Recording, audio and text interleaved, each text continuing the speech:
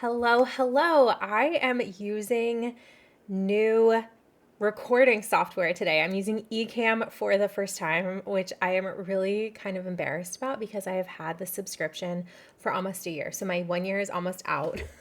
However, StreamYard, which I have used and loved forever, is raising their prices. And I'm like, why am I paying for all these different recording softwares when I only use one? So I am branching out. I am trying new things. Just in case you're curious, I also have used Riverside, and Riverside glitches for me a lot. And I think that part of it is my internet is spotty where I'm at because I live in the country and it's just spotty in general. But the other thing that I have run into with Riverside, and this is like, I'm totally off topic now, but we're going with it, is that sometimes my guests, if they have an external webcam, it won't connect at all.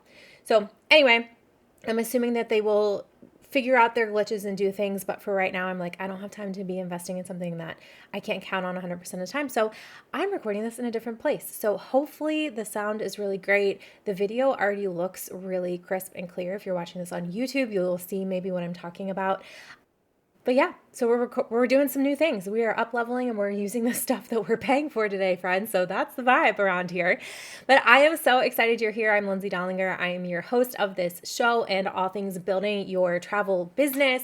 And today, this topic came up because I was thinking about my upcoming trip to Europe. No, not Europe. Well, we have layovers in Europe. I'm not going to Europe right now. I am going to Europe this summer, but my upcoming trip to Egypt.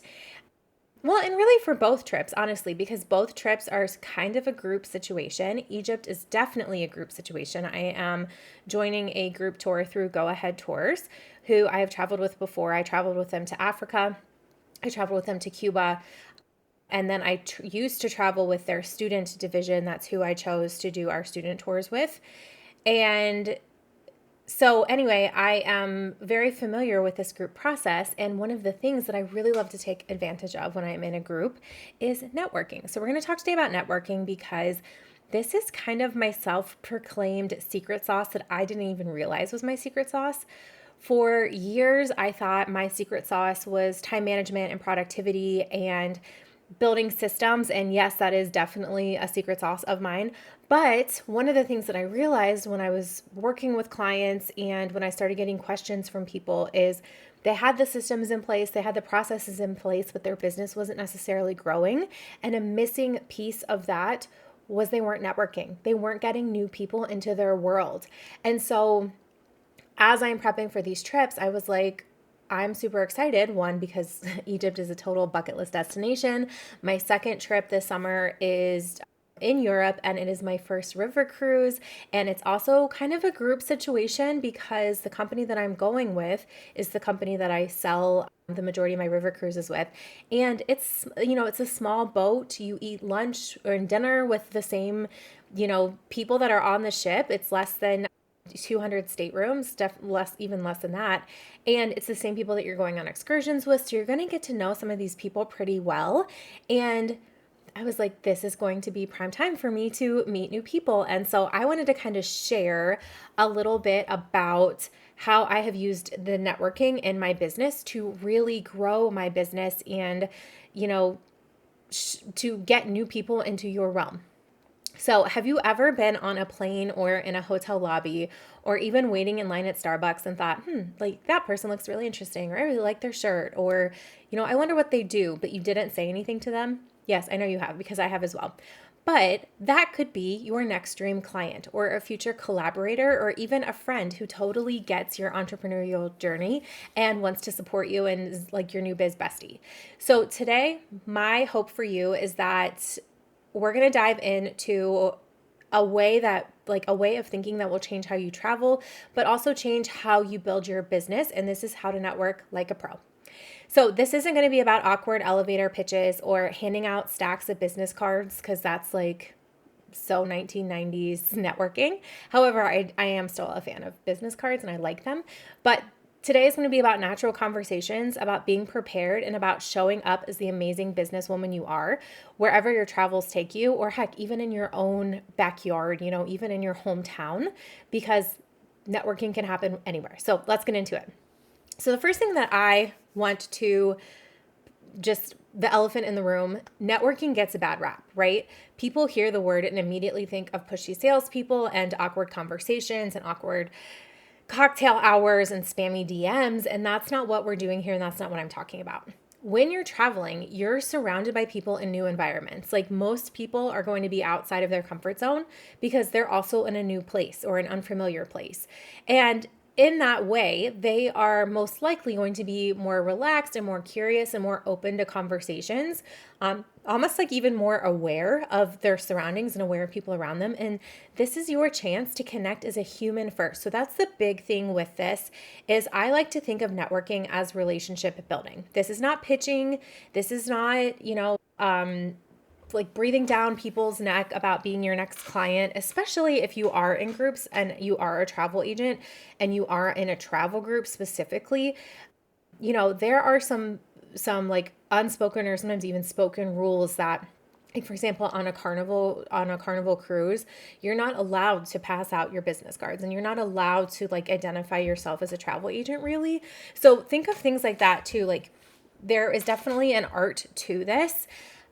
And so anyway, so what I want you to think about when we're thinking about relationship building is asking yourself, how can I make this person feel seen or heard?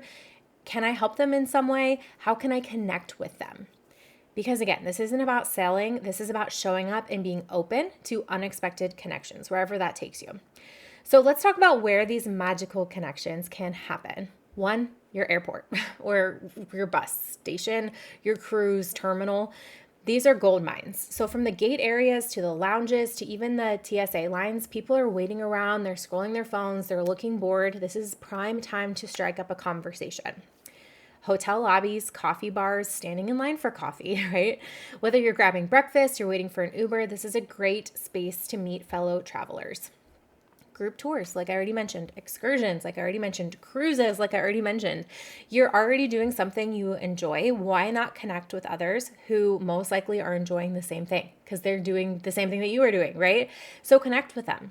And we're going to talk about how to do this in just a second. I'm just giving you ideas of places that you could be looking.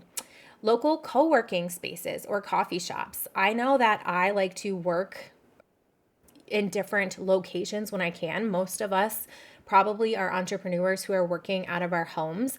So can you take one day a week and go work in a new location or a different location than your home? So it kind of forces you to get out.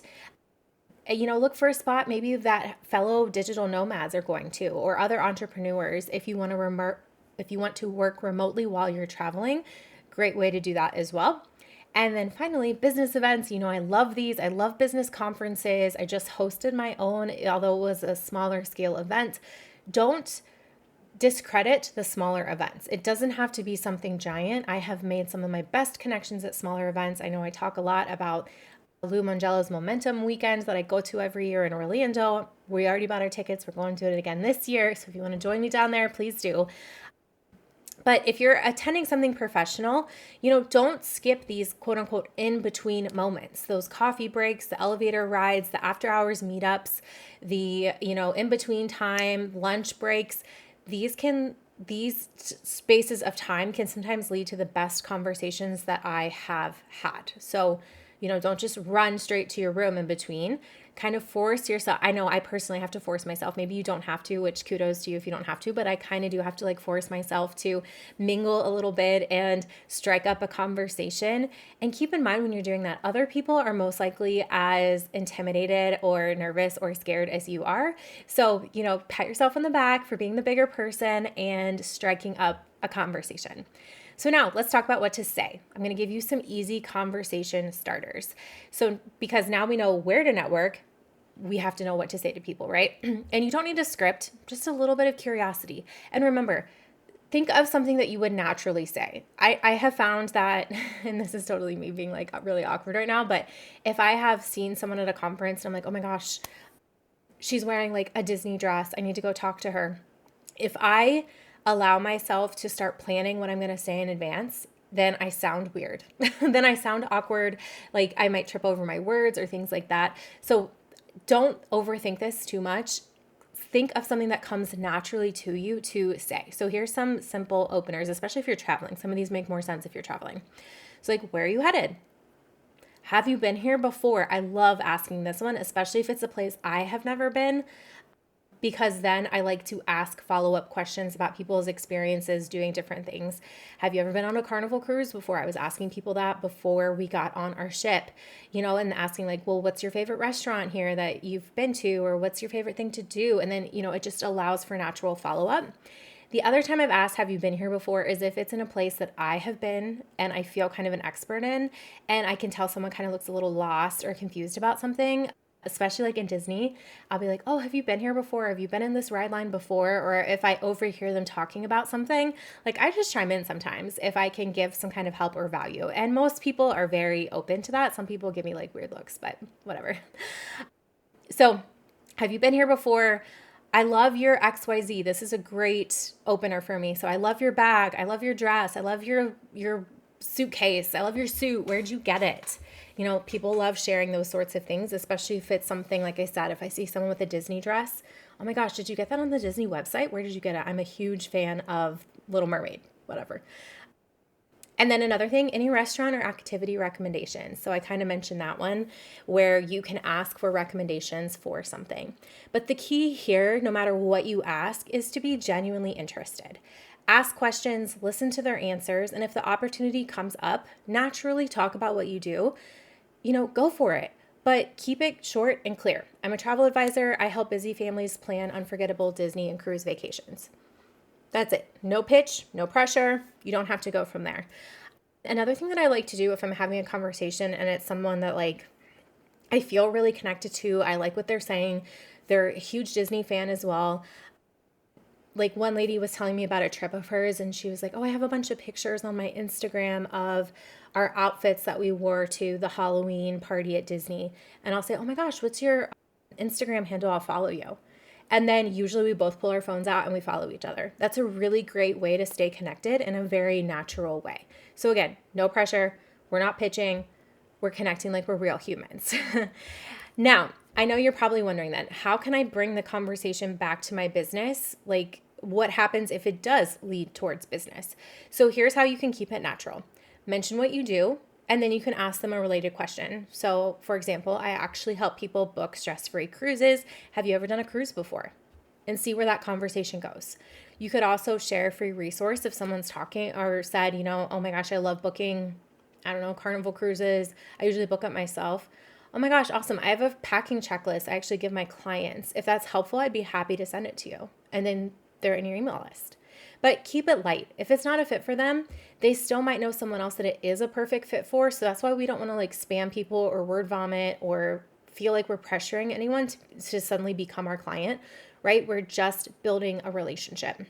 Some things though that you can be ready with is a business card if you do business cards. I like to just keep a few in my wallet, and bonus points if it's like a fun looking one or a travel themed one that it stands out to people. I like to put a little picture of my face on my business cards as well, just that way people can, put a face to a name and be like, oh yeah, that's the girl I met in the airport. I also have a saved QR code on my phone, and that QR code links to like my Instagram, my website, my lead magnet, how people can get a quote with me, things like that. So I just have it in my favorites on my pictures on my phone. Someone else shared that tip with me. I'm like, that is genius. Or like I said, you can just say, hey, I'd love to follow you on Instagram. Are you on Instagram? Or I'm on Facebook. Here, if you pull up your phone, I'll, let's connect or whatnot. And that's how I usually do it. And it feels really natural to me. And 99%, I don't think I've ever had anyone be like, no, I don't want to connect with you after this. Now, here is where the real magic happens, the follow-up. So don't let that conversation be a one-time thing. Within 24 or 48 hours, maybe even after your trip, if that's what makes sense, make sure that you are actually following them on whatever platform, you guys talked about, Instagram, connect on LinkedIn, Facebook, whatever, and just send a simple message. Hey, it was so great meeting you at the Starbucks. Safe travels and let's stay in touch. That's all you need to say. You could reference something specific you talked about if it's like natural for you to do so. I was able to find that Disney dress you talked about. Thanks so much for sending me the link. So bonus points here if you can make it actually personal to whatever you were talking about. And then if you did mention a freebie or signing up for your newsletter, if that naturally came up, then make sure you send them that link to invite them to do that, especially if you notice if they haven't done it yet.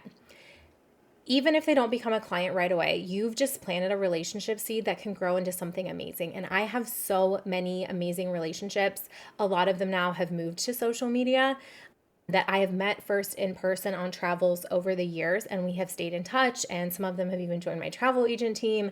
Some of them have worked with me in other capacities. Some of them have referred people to me. Some of them just send me travel tips. Like one of the gals that I met sends me tips for a lot of like she's been to Egypt before, I haven't. So she sent me like a voice memo that was so nice with all these tips that I couldn't even find on the internet somewhere else. And I was like, oh my gosh, Amy, you're so sweet. So, these connections are huge. I cannot tell you how important doing this is. And again, you don't have to just do it when you travel. You can be doing this in your everyday life as well. You can be doing this when you go to the gym. You can be doing this when you go to the grocery store. I've mentioned this, I think, on here before, I carry like a Dooney and Burke Disney bag. I switch them out every so often. I get a ton of comments from people on it. Oh my gosh, Winnie the Pooh's my favorite. And sometimes, I won't lie, sometimes I'm not in the mood for the whole conversation. I'll just say, oh, thank you. But sometimes though, and I'll look over and when I'm saying thank you, maybe they have a similar one or something. And we'll start talking just very naturally about that. And that has led to other conversations as well. So have conversations with people. You don't have to be like Miss Sally friendly all the time, right? We don't have to be fake about it. Like I said, some days I'm just not in the mood and I just don't do it. But I do try to be very intentional because you never know where your network's going to take you. Your network is your net worth. If you haven't heard that before, now you have. So here's a quick win step for you today. If you haven't done this yet, save a QR code to your phone's favorite pictures. You could even make it your lock screen if you want, if you really want to make it easy. That directly links to either Instagram, Facebook, website, freebie, whatever you use, wherever you want to get people. That way, the next time you meet someone out and about, you can say, hey, just scan this and you'll have all my info. We can be connected. No awkward fumbling, no missed opportunity, just seamless connection. All right, friend, I hope that this was a good reminder for you. I hope that this maybe makes it a little bit less scary to network and to put yourself out there, because I promise if you do this, like I said, this is going to really help solidify the foundation of your business and honestly your personal life. It really makes it very enriching to have a really strong, diverse, spread out across the world network. And you never know who you might meet. So if you enjoy this episode, will you screenshot it, share it to your stories, tag a friend, maybe send it to a fellow travel entrepreneur, maybe one who hasn't even started listening to the show yet, and introduce the show to them. It would really mean a lot to me. And go out there, as always, and create and own your magic. Bye-bye.